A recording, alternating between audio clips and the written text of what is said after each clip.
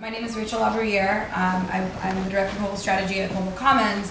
Before coming on board at Mobile Commons, which was only about 3 months ago, I've been working for the past couple of years for the Reform Immigration for America campaign. So our goal was passing comprehensive immigration reform at the federal level. And you'll see oops in parentheses because I don't know if you guys know that didn't happen. But we worked very, very hard for it.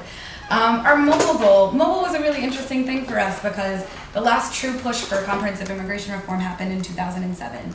And we, and by we I mean the people that wanted to help undocumented immigrants gain legal status, were outpaced by our opposition, and I mean outpaced touches into Congress, faxes and phone calls into target members of Congress, 20 to 1, more than 20 to 1 in some offices. We were getting annihilated.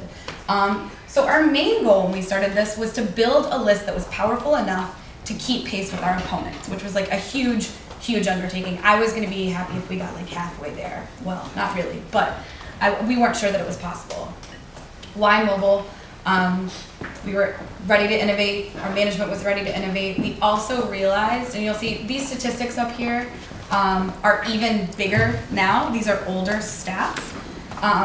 And we realized that our audience, some of the main people that were our supporters that were ready to be activated around the issue, did not have frequent access to email accounts.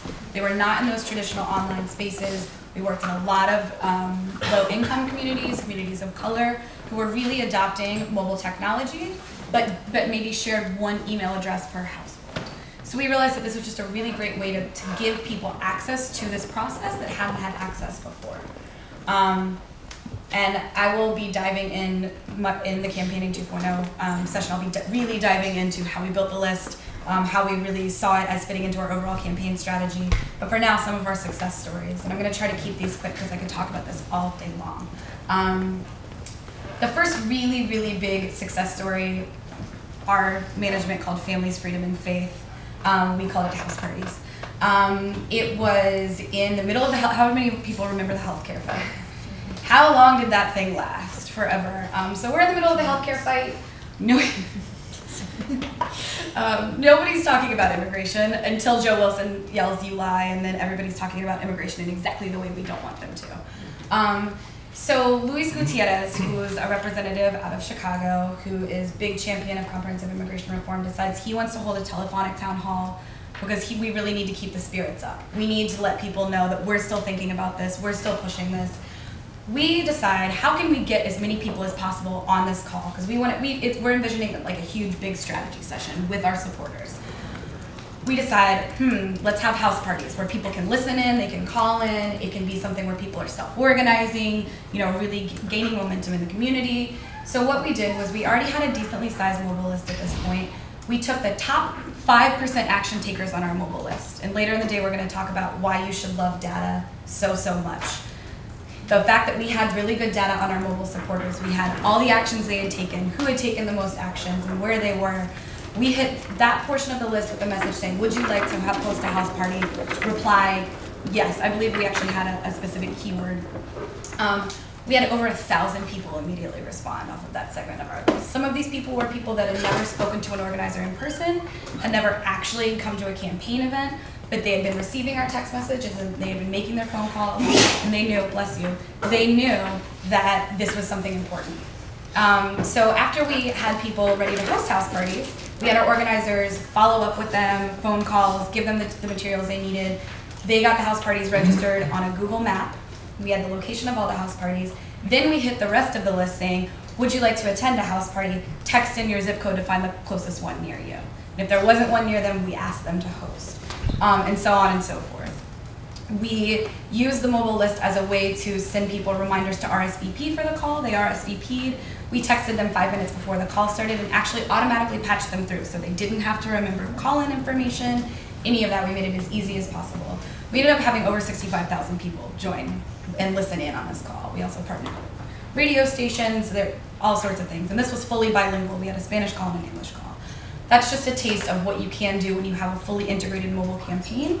And I just want to let you guys know that prior to that campaign, all of the organizers who thought I was hilarious because I was trying to organize via text message wanted a part of this list. Everybody after this was clamoring for a piece of the list because they understood that when it's fully integrated into offline organizing, it's powerful technology. The other three things that I will mention, and probably not in as much detail, the March for America. So again, I'm really glad we passed healthcare, but the day we passed healthcare was the day that we put over 200,000 people on the mall for comprehensive immigration reform, and nobody noticed us because healthcare got passed. That's not true. I noticed. I was there. But we used the text message list again to recruit people. You know, we found people who wanted to come. We were organizing buses. We had people text in and find their closest bus. We had people organizing ride shares from our mobile list. And then the day of, the people we knew couldn't be there, they were texting in messages of support that were showing up on the big Jumbotron on the mall. The week afterwards, Obama had an address to the crowd that he recorded for us. I actually got the CD the night before. It was like the scariest moment of my entire life. I had to not make the YouTube public yet when I uploaded it. But so we wanted everybody to call Obama and thank him for his support and push this forward. So the week after, using the mobile list, we had over 55,000 people call in and say thank you, let's move this agenda forward. So again, I'll be talking a little bit more detail about that later on. The next thing is DREAM Act phone calls. How many people know what the DREAM Act is in the room? I love you guys. It's really rare that I have everybody raise their hand. So we were fighting two different times last year. We were fighting very hard for the DREAM Act, but most specifically, the number that I love touting is that in December, when we really went all out, it was the closest that we came to passing the DREAM Act. In a 24-hour period between when the House passed the DREAM Act and the next 24 hours before it went to vote in the Senate, we drove over 77,000 phone calls into targeted members of Congress using our mobile technology. They weren't all from the mobile list, but we were using the phone numbers that we could track on the mobile platform. It was an astounding number. It was like I can't remember the percentage right now, but it was a very high percentage of all the calls that we had made the entire time we were running the campaign. It was absolutely astronomical. So all that is to say, you know, we didn't achieve comprehensive immigration reform. So did this mean anything? The fact that we built this huge list, the fact that we drove in tons of phone calls, the fact that we organized our butts off. In my mind, yes, it did, because we built power for our movement and we built access for people that didn't have access to that political process before. And I think that, for me, is the true value of why mobile was so useful for our campaign.